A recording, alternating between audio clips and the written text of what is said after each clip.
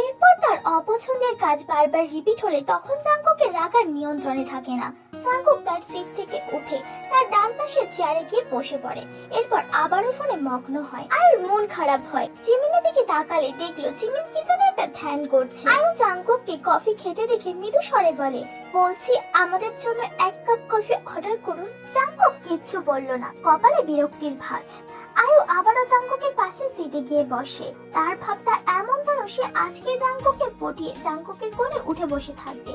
Jungkook Jungkook ঘাড় ফিরিয়ে শক্ত চোখে তাকায়। আয়ু মুখটা ছোট্ট করে বলে, আপনি তো জিমিন আপুকে বিয়ে করবেন না, তাহলে আমাকে করুন, আমার আপনাকে হেব্বে লেগেছে। জাঙ্কুকের রাগ তরতর করে বেড়ে যায়। জিমিনের ধ্যান ভাঙে। আয়ুকে জাঙ্কুকের পাশে দেখে তার চোখ বড় বড় হয়ে যায়, কপাল চাপড়ায়। এর বয়স করে পার হতে চললো, অথচ এইসব স্বভাব তার এখনো গেল না। জাঙ্কুক আবারও নিজেকে সামলে নিতে চাইলো। পোষ করে শ্বাস ফেলে আবারও সোজা হয়ে বসে। আয়ু জাঙ্কুকের মুখ ফিরিয়ে নেওয়া দেখে মুখ ফোলায়। এই লোকটি এত ভাব কেন? সুন্দর বলে, ফর্সা বলে, আরো তো কত ফর্সা ছেলে আছে, এত ভাব দেখানোর কি আছে? তো আয়ুর তো জাঙ্কুককে ভালো লেগেছে, দাড়িগুলো কি সুন্দর বড় বড়। মেয়েটি তার স্বভাব সুলভ দুহাতে জাঙ্কুকের হাত চাপটে ধরে বলে, আমাকে অ্যাকসেপ্ট করে নিন, মেয়ে হয়ে আপনাকে প্রপোজ করেছি, প্লিজ ফিরিয়ে দেবেন না। আমার বাবা জিমিন আপুদের মতনই বড় লোক। জাঙ্কুকের ধৈর্যের বাদ শেষ। তাকে এই মেয়ে টাচ করেছে কোন সাহসে? আয়ু কি করছিস? হাত ছাড়ো। আয়ু একটু ভয় পেল, কিন্তু হাতটা ছাড়লো না। জাঙ্কুক ছট করে তার হাত ছাড়িয়ে নিয়ে আয়ুর গালে ঠাস করে একটা থাপ্পড় মেরে দেয়। বেচারি বুঝতে পারেনি চোখের পলকে কি থেকে কি হয়ে গেল। আয়ু হুমড়ি খেয়ে চেয়ার থেকে পড়তে গিয়েও পড়লো না। জিমিন হতভম্ব চোখে চেয়ে আছে। জাঙ্কুক আধ খাওয়া কফিটুকু রেখে ফোন পকেটে রেখে হঠাৎ করে বেরিয়ে যায় রেস্টুরেন্ট থেকে। যাওয়ার আগে গম্ভীর গলায় বলে, মিস জিমিন, বিয়েটা হবে না। জিমিন জাঙ্কুকের কথা শুনে খুশি হবে নাকি তার কাজিনকে এমন থাপ্পড় খেতে দেখে দুঃখ হবে বুঝতে পারলো না। আশেপাশের অনেকে অদ্ভুত চোখে চেয়ে আছে তাদের দিকে।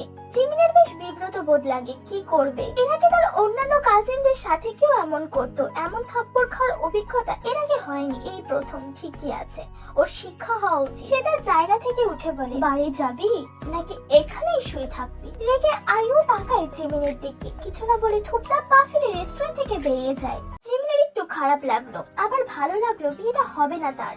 এক থেকে ফোন করে দ্রুত সুগার নাম্বারে কল করলে ফোন রিং হয় কিন্তু রিসিভ হয় না। জিমিন হতাশ হয়ে সেও রেস্টুরেন্ট থেকে বেরিয়ে যায়।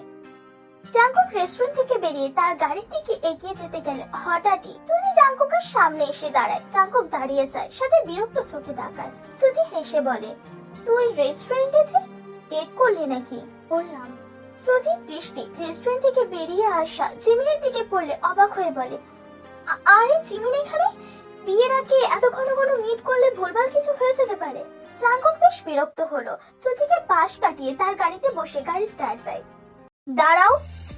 জিমিনারাও সবে মাত্র বাড়িতে পা রেখেছে। ঘরে যাওয়ার জন্য কয়েক পা এগোতেই জিমিনের বাবা পার্ক সিওজন শক্ত কণ্ঠে দুজনের পা থেমে যায়। আয়ু ভয় চোখে তাকায় তার মামার দিকে। জিমিন ঢোক গিলল। পার্ক সিওজন এগিয়ে এসে জিমিনের সামনে দাঁড়িয়ে শক্ত গলায় বলে, কোথায় গিয়েছিলে? আয়ুকে নিয়ে রেস্টুরেন্টে গিয়েছিলাম। খেতে গিয়েছিলে নাকি বিয়ে ভাঙতে? আমি এখন বিয়ে করতে চাই না বাবা। কথাটা বলতে না বলতে পার্ক সিওজন জিমিনের গালে কষিয়ে একটা থাপ্পড় মারে। জিমিন পড়ে যেতে নিলে আয়ু দ্রুত আগলে নেয়। রেস্টুরেন্ট এক অপরিচিত ছেলের হাতে থাপ্পড় খেয়ে বেচারির গালের ব্যথা আর অপমানটুকু এখনো ভুলতে পারেনি। এরই মধ্যে আবার মামার হাতে তার মামাতো বোনের থাপ্পড়। জিমিনের মা এগিয়ে এসে বলে, জিমিনের বাবা কি করছো? ওর পা এত লম্বা হয়েছে কেন? ও কোন সাহসে বিয়ে ক্যান্সেল করতে বলেছে জাঙ্কুককে? আমি বিয়ে করব না। আমায় কেন জোর করছো? দয়া করে এসব বন্ধ করো। বড় হয়েছে এটা ওকে বোঝাও। 25 বছর পেরোতে চললো, অথচ তোমার মেয়ে বিয়ে ভেঙে ঘরে বসে থাকছে। এসব আমি মানবো না। জাঙ্কুকের সাথেই ওর বিয়ে হবে। আমি কোনো জাঙ্কুককে বিয়ে করব না। তোমার ব্যবসার উন্নতির জন্য আমায় কেন বলির পাঠা বানাচ্ছ? আমি কোনো গাঁজাখোরকে ধরে আনিনি। জাঙ্কুক যথেষ্ট ভদ্র ছেলে, বিয়ের প্রিপারেশন নাও। জাংকুক অফিস থেকে বাড়ি ফেরার পথে সুজির সাথে আবারও দেখা হয়। সুজি জাংকুকের গাড়িতে ওঠে, জাংকুকের বাড়িতে আসে। অনেকদিন হলো সে জাংকুকের মায়ের সাথে দেখা করে না, সেই জন্যই মূলত এসেছে। কয়েকবার বেল চাপলো সুজি, জাংকুক চুপচাপ দাঁড়িয়ে আছে। কিছুক্ষণ মাঝেই ওপাশ থেকে দরজা খুললো দেখে সুজি ভুরু কুচকালো। মেয়েটাকে ঠিক সে চিনতে পারলো না। তে একবার সুজির দিকে তাকালো, আরেকবার জাংকুকের দিকে। জাংকুক গভীর চোখে চেয়ে আছে তীর পানে। তে অন্যদিকে সরে দাঁড়িয়ে দুজনকে সাইড দিয়ে মাথা নিচু করে দাঁড়ালো। খুব খারাপ হলো মনটা। লোকটা যাকে বিয়ে করতে চেয়েছিল সেই মেয়েটাই কি এটা? অবশ্যই হতে পারে। গায়ের রংটা কি ফর্সা। আন্টি কেমন আছো? ভালা মা, তুমি ভালো আছো? সুজি হেসে তার কথা জানালো। জাংকুকের মায়ের সাথে কথা বলতে তার বেশ ভালো লাগে, কেমন অন্যরকম করে কথা বলে মানুষটা। ডাইনিং টেবিলের পাশে মেঝেতে বসে আছে, তার কোলের ওপর পান্তার প্লেট, সাথে পেঁয়াজ মরিচ দিয়ে খাচ্ছিল। এর খাওয়ার মাঝে হঠাৎই তার চোখে পড়লো, দেখলো সে তার সামনে দুটো পা। তে মাথা উঁচু করে তাকা। জাংকুক দুহাত প্যান্টের পকেটে গুজে রেখে গম্ভীর মুখে চেয়ে আছে তীর পানে। তে ঢোক গিলল, সে তো আড়ালে বসে খাচ্ছিল। লোকটা টের পেয়ে গেল কিভাবে? তে কি করবে বুঝতে পারলো না। মাথা নিচু করে মুখের খাবারটুকু গিলে নেয়। বেশ কিছুক্ষণ পরও যখন দেখলো তার সামনে থেকে দুপা সরছে না, তে ঢোক গিলল। আবার তাকে মারবে নাকি লোকটা? এটা খাবার জায়গা নয়। তে দুহাতে পান্তার প্লেটটা ধরে দ্রুত বসা থেকে উঠে দাঁড়ালো। তুমি শুনতে পাও? এ বোকা চোখে তাকালো জাংকুকের দিকে। ক্লিয়ার শুনতে পাও? তে কিছুটা মাথা নিচু করে নেয়, তারপর মাথা উপর নিচ করে হ্যাঁসূচক সম্মতি জানায়। জাংকুক কেমন অদ্ভুত ভাবে তাকালো। এটা কিভাবে সম্ভব? কথা বলতে পারে না অথচ স্পষ্ট শুনতে পায়। ইন্টারেস্টিং তো। কি ইন্টারেস্টিং? জাংকুক থতমত খেয়ে তাকালো সুজির দিকে। সুজি তীর হাতে পান্তার প্লেট দেখে বলে, পান্তা খাও নাকি তুমি? আমারও বেশ ভালো লাগে খেতে। তে চুপচাপ সুজির দিকে চেয়ে রইল। সুজি বুঝতে পারলো না তে আসলে কে। তেকে মেঝেতে বসে খাওয়ার ব্যাপারটা তার চোখে পড়েছিল। ভেতরের দমানো কৌতূহল উগরে বের করতে চাইলো মেয়েটা। জাংকুককে উদ্দেশ্য করে বলল, নতুন কাজের লোক এনেছিস নাকি জাংকুক? কথাটা জাংকুক সহ তার মা শুনতে পায়। রান্নাঘর থেকে আনা পায়েসের বাটি টেবিলের ওপর রেখে তের হাত ধরে টেনে শক্ত গলায় বলে, ও আমার মেয়ে। সুজি অবাক হয়, জাংকুকের বোন কবে জন্মালো, তাও এত বড়। জিন তেকে টেনে নিয়ে গিয়ে চেয়ারে বসিয়ে দেয়, তারপর পান্তার প্লেট টেবিলের ওপর রেখে বলে, চেয়ার টেবিল রাখা মাটিতে বসা খাস কেন? এরপর একদিন দেখলে মার খাবি আমার হাতে। জিন সুজির হাতে পায়েসের প্লেট ধরিয়ে দিয়ে বলল, ওর নাম তেহিয়াং, কথা কইতে পারে না, পায়েসটা বইসা খাও। জিন জাংকুকের দিকে তাকিয়ে বলে, জাংকুক একবার আমার ঘরে আইসো তো। জাংকুকের মূলত তেকে সেদিনের মারা থাপ্পড়ের জন্য ভীষণ অনুতপ্ত বলা যায়। ব্যাপারটা ভাবতেই তার কেমন যেন একটা বিরক্ত লাগে নিজের উপর। মেয়েটা কথা বলতে পারে না, তার উপর সে মেরেছে, এই ব্যাপারটা সে নিজেই মেনে উঠতে পারছে না। প্রয়োজন পড়লে সে বেহিসাব থাপ্পড় সহ আরো বহু শাস্তি দিতে জানে, যেমন আজ রেস্টুরেন্টে মেয়েটিকে থাপ্পড় মেরেছে। তবে সেই জন্য সে বিন্দুমাত্র অনুতপ্ত নয়, কিন্তু তের ব্যাপারটা তার ভীষণ গিল্টি ফিল হচ্ছে। এখন উপায় কি? সরি বলে দেওয়া? কথাটা ভাবতেই কেমন একটা তিতকুটে অনুভূতি হলো। আপনা আপনি ভেতর থেকে চলে আসলো, অসম্ভব। এইসব শব্দ সে উচ্চারণ করবে না, একদমই করবে না। চিন্তার আলমারি থেকে বেশ কয়েকটি কাগজ বের করে জাংকুকের দিকে বাড়িয়ে দিয়ে বলে, এইগুলি তোমার কাছে রাখো। জাংকুক হাতের কাগজগুলোর দিকে চেয়ে অবাক হলো। বেশ কয়েকটি মোটা অঙ্কের চেক, এর মধ্যে পুরো 15 লাখ টাকার চেক থেকে টাকা ওঠানো হয়েছে। এত টাকা উঠিয়ে কি করেছো মা? আমার দরকার আছিল। জাংকুকের রাগ হলো, মানে তার মা এসব কি শুরু করেছে?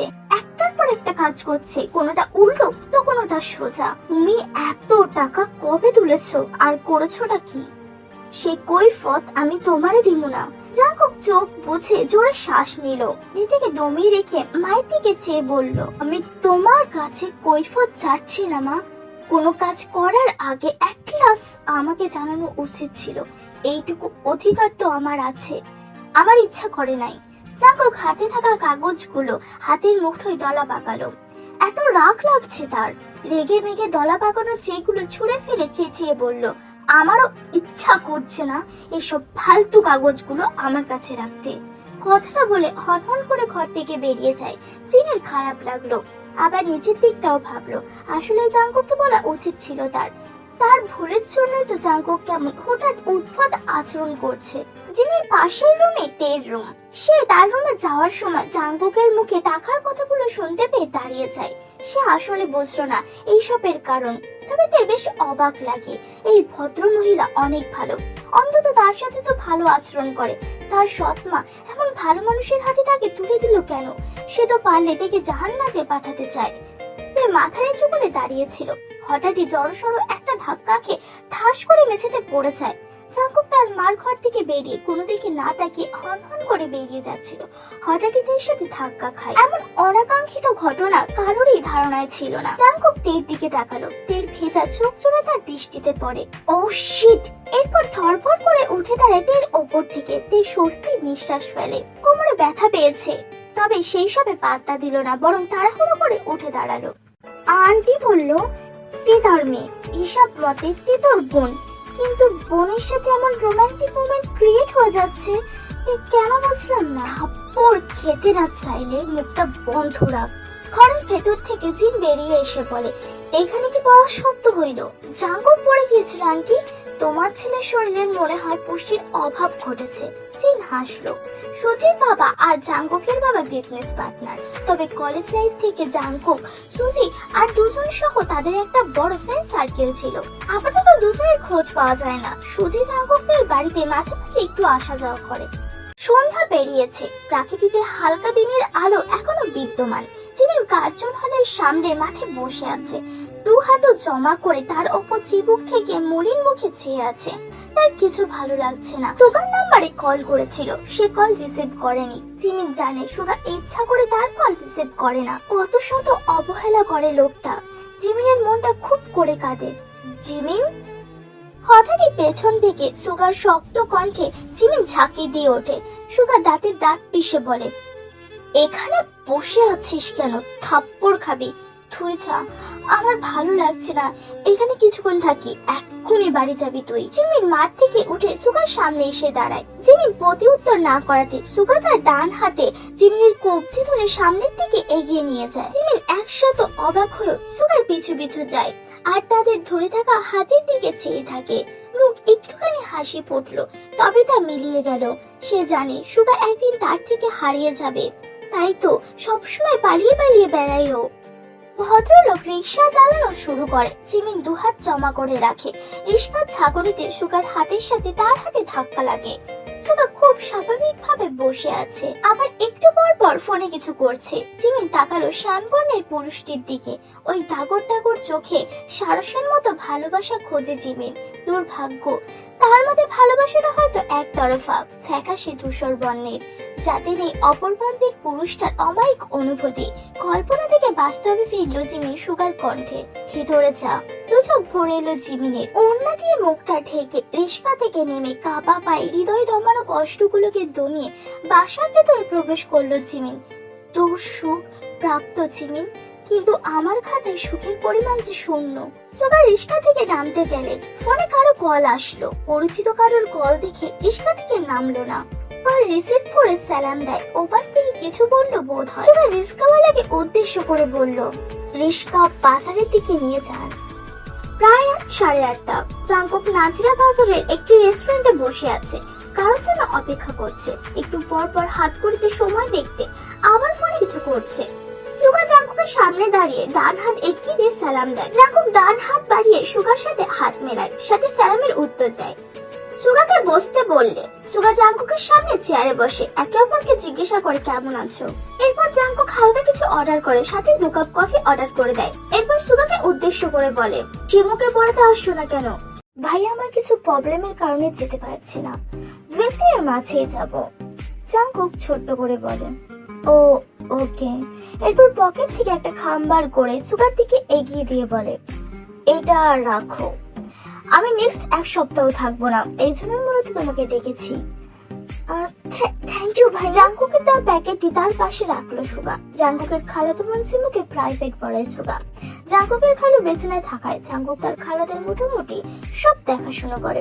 সুগাকে টিচার হিসেবে সেই ঠিক করে দিয়েছিল। শিমু ক্লাস 10-এ পড়ে। জাঙ্কুক সুগার খোঁজ পেয়েছিল তার ভার্সিটিতে অনেক পরিচিতদের সাথে যোগাযোগ করে। জাঙ্কুক সয়েল ইউনিভার্সিটি স্টুডেন্ট ছিল, সেই হিসেবে সুগাদের বড় ভাই। জাঙ্কুককে মাস্টার্সের 1 বছর ভার্সিটিতে পেয়েছিল সুগাদের ব্যাচ। এরপর জাঙ্কুক বিদেশে চলে যায়। জাঙ্কুক আর সুগাকে ফিস দেওয়ার জন্য ডেকেছিল। কি অবস্থা, পড়াশোনা কেমন চলছে? জি ভাইয়া ভালো। তোমার বেশি প্রবলেম হলে কয়েকদিন গ্যাপ দিতে পারো। প্রবলেম নেই। জি ভাইয়া। ইউনিভার্সিটিতে জাঙ্কুকের জুনিয়ররা জাঙ্কুককে বেশ ভয় পেত। তাদের মধ্যে সুগাতের ব্যাচও ছিল। অবশ্য ভয় পাওয়ারই কথা। কোথাও কোনো ঝামেলা হলে সেখানে জাঙ্কুক হকি স্টিক নিয়ে হাজির হয়ে যেত, যে আসলে দোষী। কোনো কথা ছাড়াই তাদের এলো পাথারি পেটাতো। ব্যক্তিগতভাবে জাঙ্কুকে ঠিক পছন্দ করতো না ভার্সিটিতে থাকাকালে। তবে সুগা লাস্ট 1 বছর জাঙ্কুকের বোনকে পড়াতে এসে বুঝেছে জাঙ্কুক ভীষণ অমায়িক একজন মানুষ, খুব বিবেকবান, সাথে মন মানসিকতাও বেশ ভালো তার। সুগা রাস্তার ধার দিয়ে একা একা হাঁটছে, দুহাত প্যান্টের পকেটে গুজে রাখা। টাকা পেয়ে তার মেয়েদের মতো কান্না পাচ্ছে। শিমুকে পড়ে সুগা পুরো 12,000 টাকা পায়। এই টাকা থেকে সে সবার আগে এর জন্য কিছু সরিয়ে রাখে। কিন্তু তার সেই বোনটা কোথায় সেটা সে জানতে পারছে না। ও ভালো আছে তো? সে কি খুঁজে পাবে না তার বোনকে? এ কি তার দিকে আর মায়া ভরা চোখে তাকাবে না? সেই এই শহরেই তার বোনকে রাখবে, তার কাছে রাখবে। তার বোনের স্বামীকে কোনো মানুষ রূপে অমানুষ নয় তো? তার বোনকে সেখানে কি অত্যাচার করা হয়? সুগার নিজেকে বেশ দুর্বল লাগে। চোখের পর তার শেষবারে মায়ের অসহায় চাউনি ভেসে উঠলো। সেই চাউনিটা হয়তো ছিল দেখে রাখার আকুতি। ঘড়ির কাঁটা জানান দেয় রাত 10:30। কেদার ঘরের ব্যালকনির এক কোণায় দাঁড়িয়ে আছে, মুখটা মলিন। ভাইয়ের কথা খুব মনে পড়ছে। তার ভাই এইরকম দাঁড়িয়ে কি গ্রামে যায়? যে গ্রামে কষ্ট করে থাকলো, মাসে কয়েকবার তার ভাইকে দেখতে পেত, কত শান্তি পেত। সুগা ভাইয়া তাকে মজা করে বলতো, বোনু আমার একটা কুড়িয়ে পাও বোন আছে বুঝলি, ওর নাম শুনবি? সে আগ্রহের সাথে তার ভাই থেকে চেয়ে থাকতো। সুগা মনে মনে হেসে বলতো, ওর নাম দে। রেগে সুগার বাহুতে কিল দিয়ে মুখ ফোলাতো। কথাগুলো ভাবতে ভাবতে তেজ চোখ থেকে ঝরঝর করে পানি গড়িয়ে পড়ে। কোনোভাবে মনটাকে শান্ত করে এরপর ওয়াশরুমে গিয়ে চোখ মুখে জল দেয়। জিম তার ঘরে যেতে বলেছে দেখে, বলেছে তাকে মাথায় তেল দিয়ে দেবে। না করেনি। ভদ্র মহিলা তার কথা খুব ভাবে। তেল ভালোই লাগে, অনেকটা মায়ের আদরের মতো লাগে। টেবিলের ওপর থেকে একটি তেলের বোতল নিয়ে ঘর থেকে বেরিয়ে যায় তেল। কিছুদিন গিয়ে হঠাৎই বোতল থেকে বেশ কয়েকটা পরিমাণ তেল মেঝেতে পড়ে যায়। বোতলের মুখ আলগা থাকায় এমন হয়েছে তে বুঝতে পারেনি। বিরক্ত হলো নিজের ওপর, আবার উল্টো ঘুরে এগোয় জায়গাটা মুছে ফেলবে বলে। জাঙ্কুক অফিস থেকে ফিরেছে। তার কাছে চাবির তারা। দরজা খুলে মাত্র বাড়ির ভেতরে প্রবেশ করেছে। দরজা লাগিয়ে উল্টো খুলে দেখলো শাড়ি পরা একটা মেয়ে, মাথায় ঘোমটা টানা, ধীর পায়ে সামনের দিকে এগিয়ে যাচ্ছে। জাঙ্কুক বুঝলো এটাতে তাদের বাড়িতে তেল ছাড়া এভাবে কেউ থাকে না। জাঙ্কুক এগিয়ে যাচ্ছে। হঠাৎ তেলের উপর পা পড়ায় জাঙ্কুকের পা পিছলে যায়। বেচারা ঠাস করে মেঝেতে পড়ে যায়। ধপ করে শব্দ হয়। জাঙ্কুক হতভম্ব হয়ে নিচের দিকে চেয়ে আছে। মেঝেতে একদম ছড়িয়ে বসে পড়েছে সে। এদিকে কিছু পড়ার শব্দ পেয়ে দ্রুত পিছনে ফিরে তাকায়। জাঙ্কুককে মেঝেতে পড়ে থাকতে দেখে চোখ বড় করে ফেলে। জাঙ্কুক তার সামনে দাঁড়ানো তীর দিকে তাকালো। তীর হাতে তেলের বোতল দেখে যা বোঝার বুঝলো। পায়ের নিচে পিচ্ছিল কিছু পড়েছে। এটা তো বুঝতেই পেরেছে সে। তেলের বোতল দেখে পুরোটাই বুঝলো। বারবার ঢোক গিলছে। জাঙ্কুক তীর দিকে তাকিয়ে শক্ত চোখে দাঁতে দাঁত চেপে বলল, ইডিয়েট, চোখে দেখো না।